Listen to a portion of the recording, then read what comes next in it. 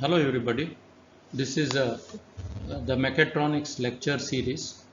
Here we have the seventh lecture of module 3 on PLCs and their applications. I am Dr. B. Krishna Prabhu, Professor of Department of Mechanical Engineering, and this course is for BE 7th semester Mechanical Engineering 17ME 754.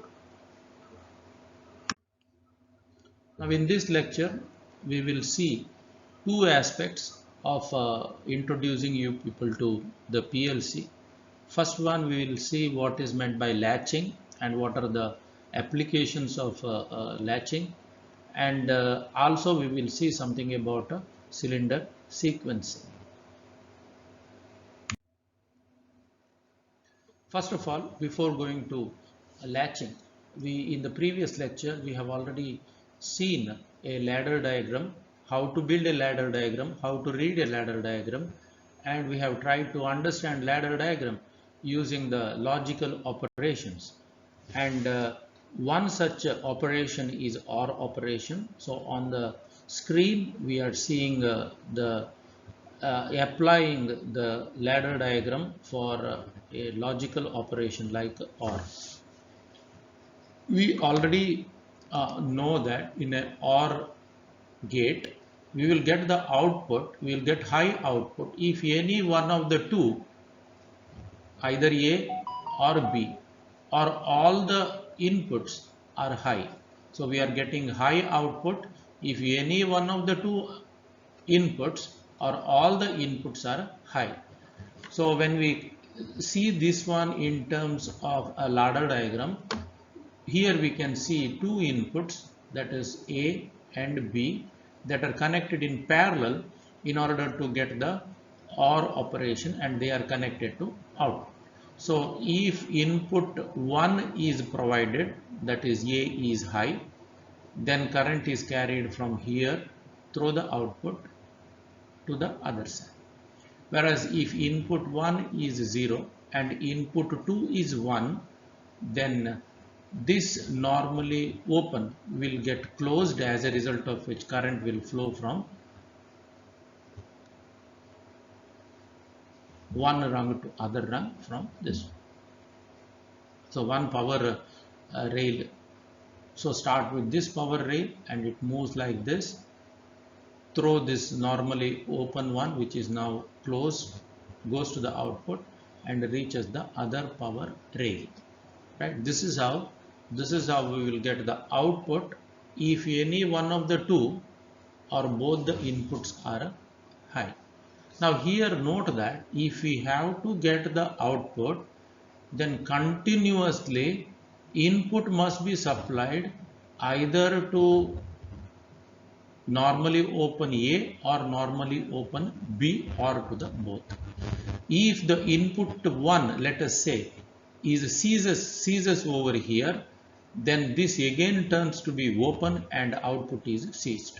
So in other words, what it means is, as long as this input is available, then output is available. Once input ceases, then output also ceases. So this may to some extent create problems in industrial applications, because if you have seen a starter switch which is normally connected to, say, AC motors, now one cannot think of keeping that particular switch on all the times. So instead what is being done is that particular switch is just pushed in. Once it is pushed in, then it has to, the motor has to run as long as that particular switch is turned on. So one cannot think of keeping that particular switch pressed all the time, because it is basically a piano type of a switch that is provided. So once the force is applied, it is active. Once the force is removed, it gets deactivated.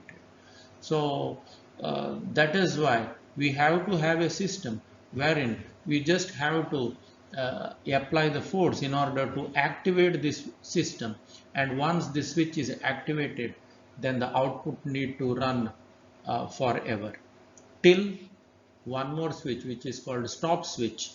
Once that is been pressed, then the output is ceased. So normally in the industrial atmosphere, so the kind of switch that is used is having two switches. One is start, other is stop.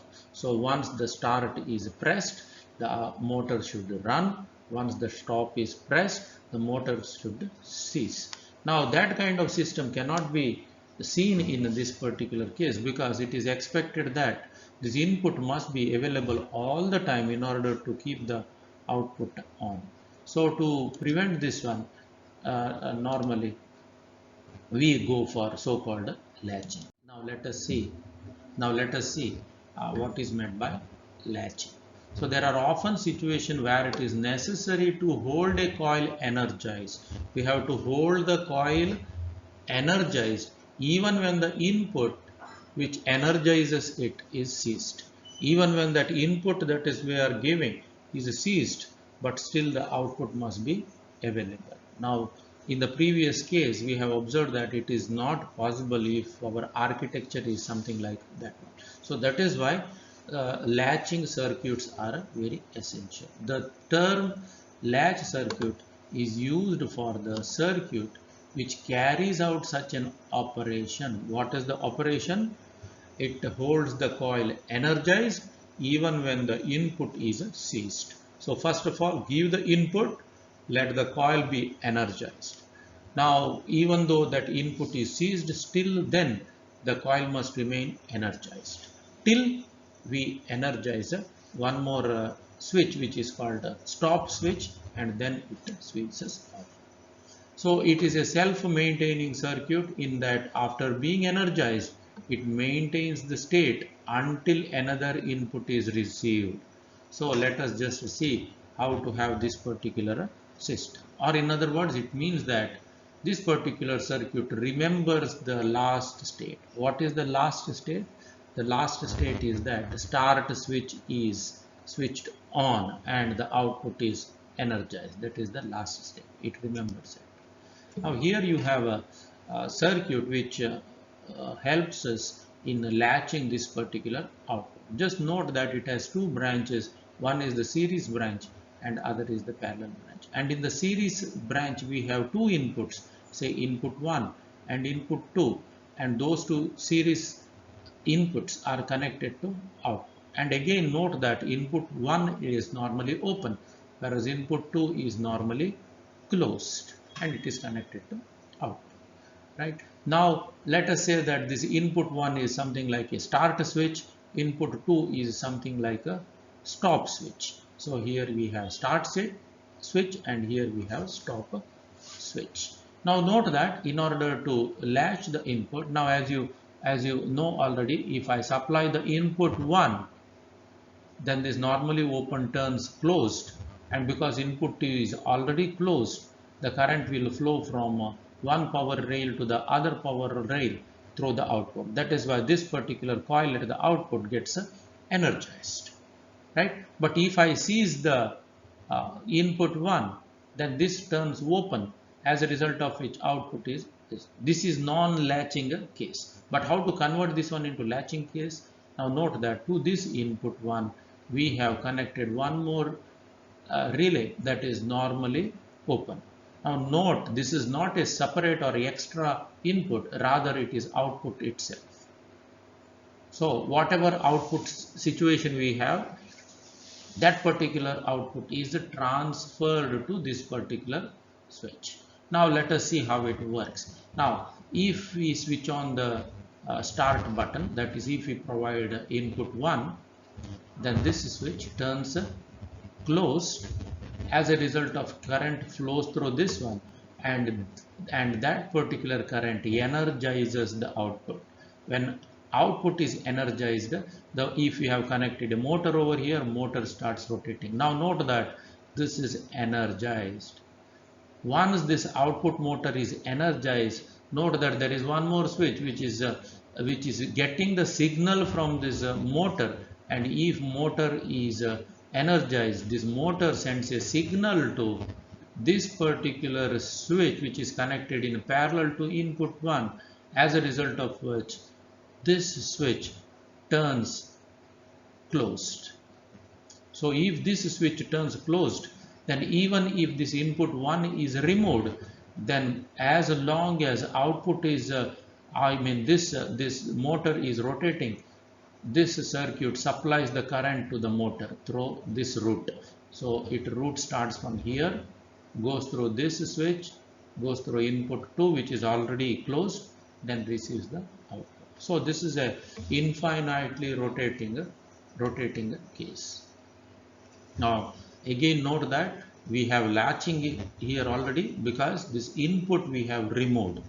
We have removed this input, but still we are getting the output. So this is how it is possible to latch the system. Now question is how to stop this motor which is connected at the output. In order to do that one, we have to activate the stop button, which is nothing but input 2. So if we supply a signal to this particular switch, this turns open, because this initial stage of this one is normally closed. So when an input is supplied to this one, this turns open. When this turns open, now the circuit is open, as a result of which output is ceased. Now when output is ceased, now this particular switch ceases to get the input, as a result of which this also turns open. So when we press stop button, input 2 turns this switch, input 2 turns this switch open.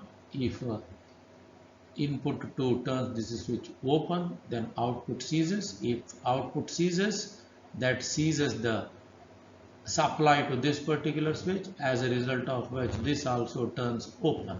Hence the motor stops. So this is how latching is done in the industrial application.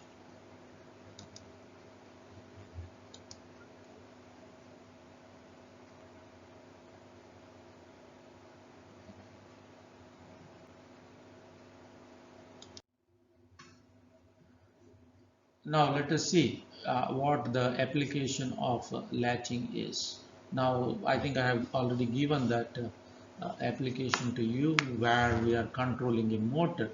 We are controlling a motor so that when the start signal button is momentarily pressed, note that it is momentarily pressed, just once, just press once, the motor starts, and when the stop switch is momentarily pressed again, it is used to switch off the motor switches off.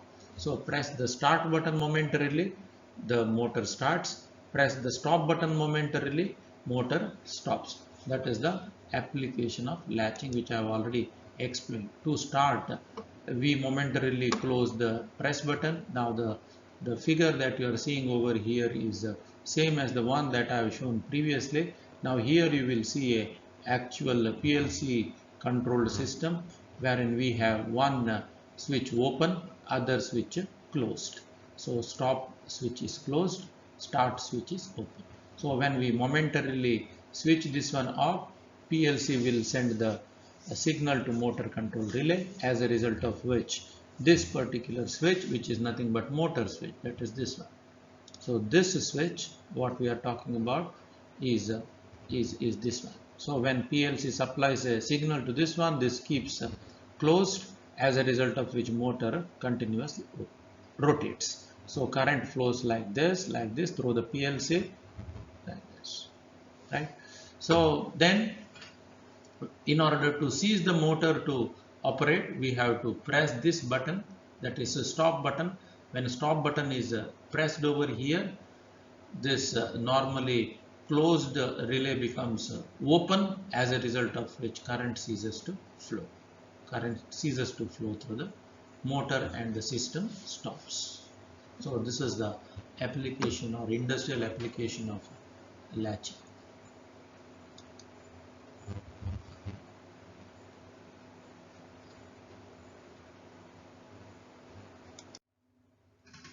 So next, let us see the last part of our discussion for this particular lecture, that is the cylinder sequence.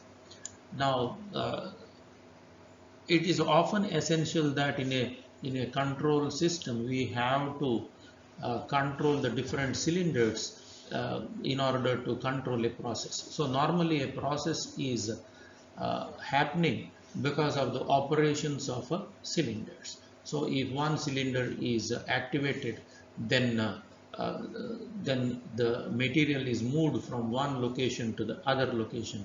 Then over there one more cylinder gets activated, then it moves it from that position to position number say 3. So from one position it is moved to position 2, then from that position it is moved to position 3. So it is moved in a different direction in different ways. So normally in the industry this is done by using or by activating the cylinders. Now let us say that we have two double acting cylinders, say this A and B, and we have, using these two cylinders, we have to do a sequence called A plus, B plus, A minus, B minus. So normally plus means say it is expanding, minus means it is a contracting. So expansion and contraction. So plus and minus. So let us see this particular operation of cylinder sequencing in detail.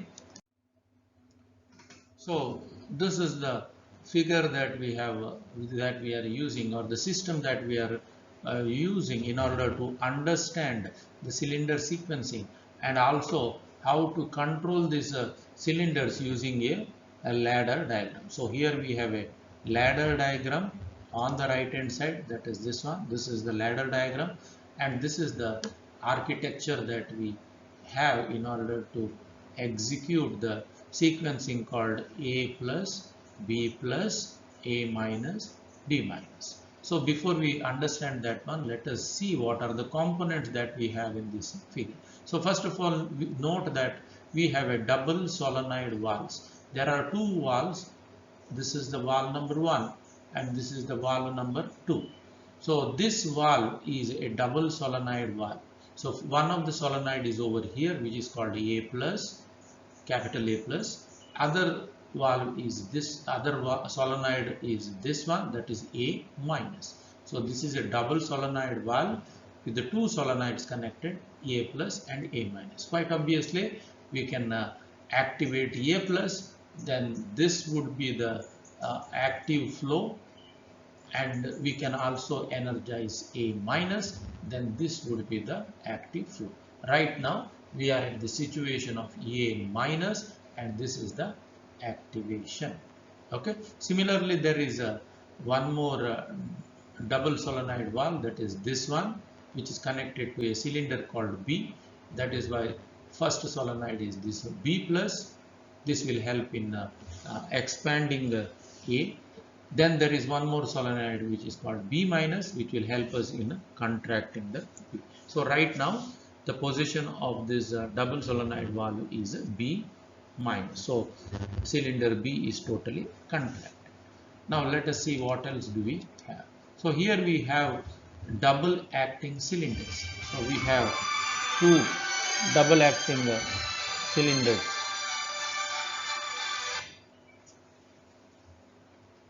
We have two double acting cylinders.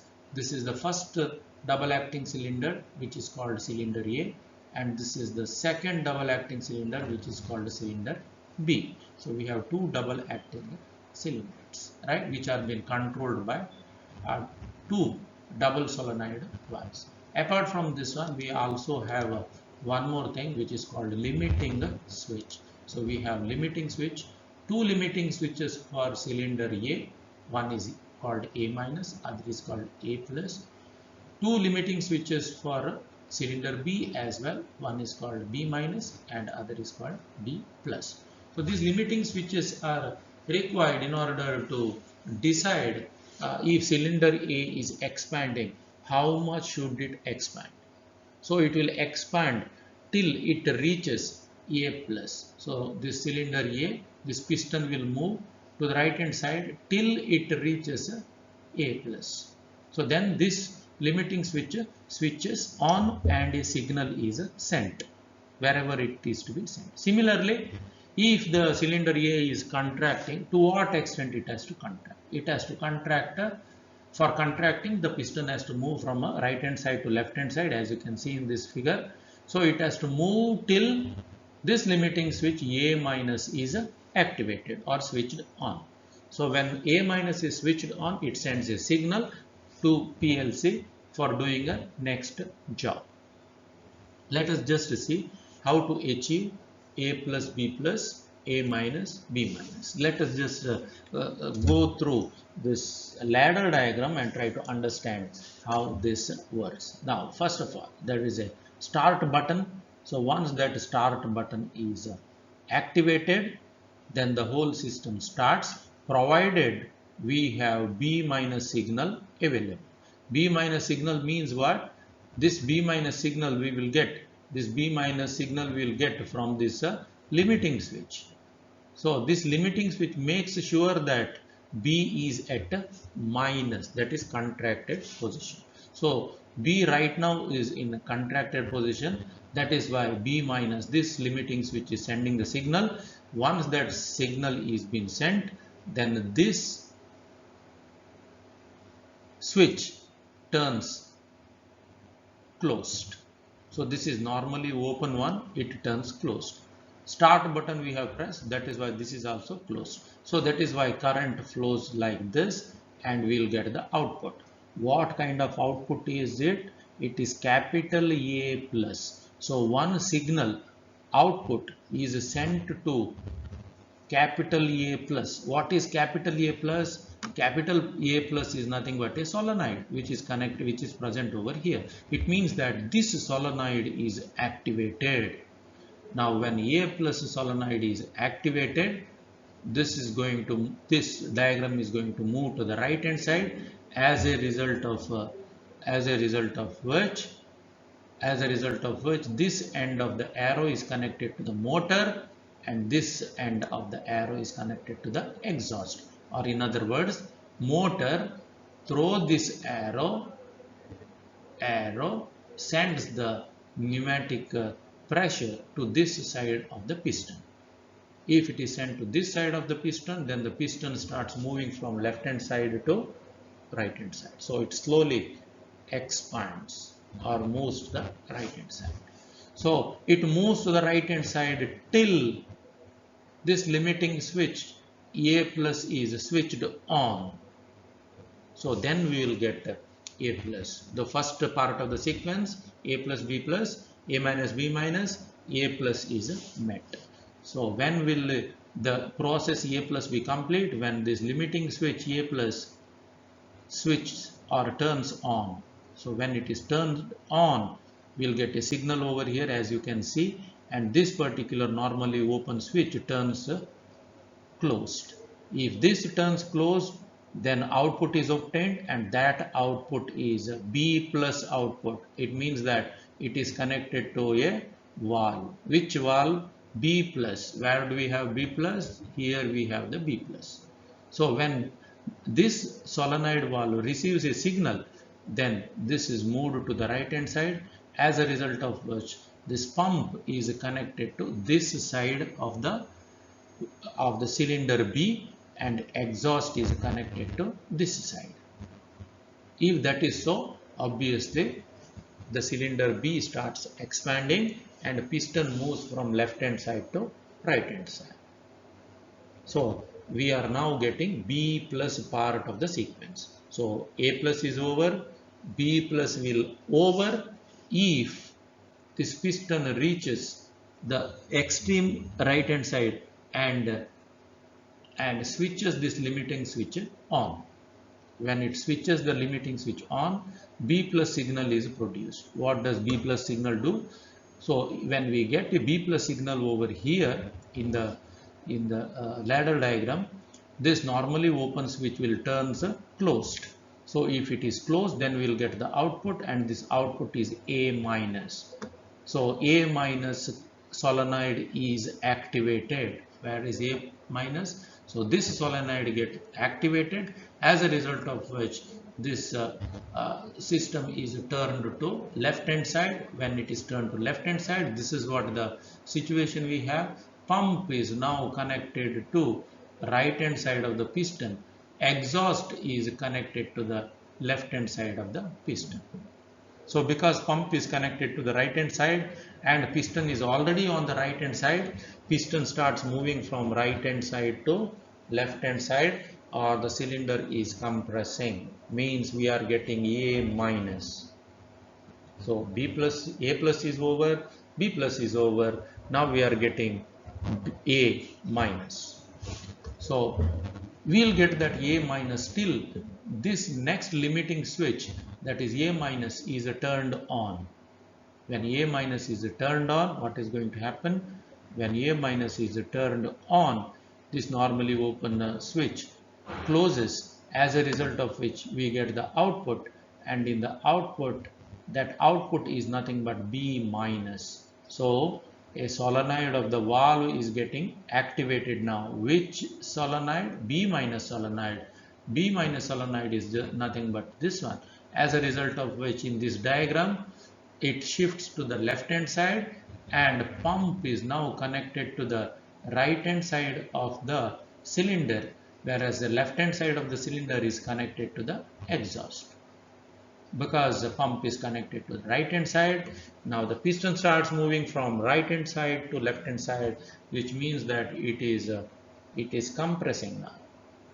It is compressing. It compresses till this limiting switch B minus is switched on. When B minus is switched on, what is going to happen now? When it is switched on, it is going to end. So in the next rung, we have end.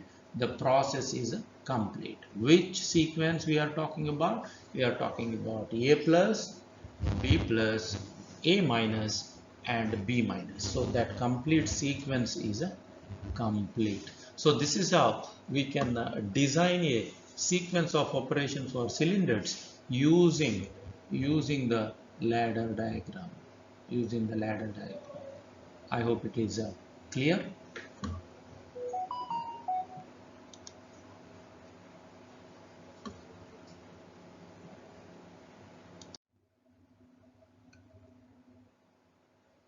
Here is the explanation for how exactly we could able to get the sequence A plus, B plus, A minus and B minus.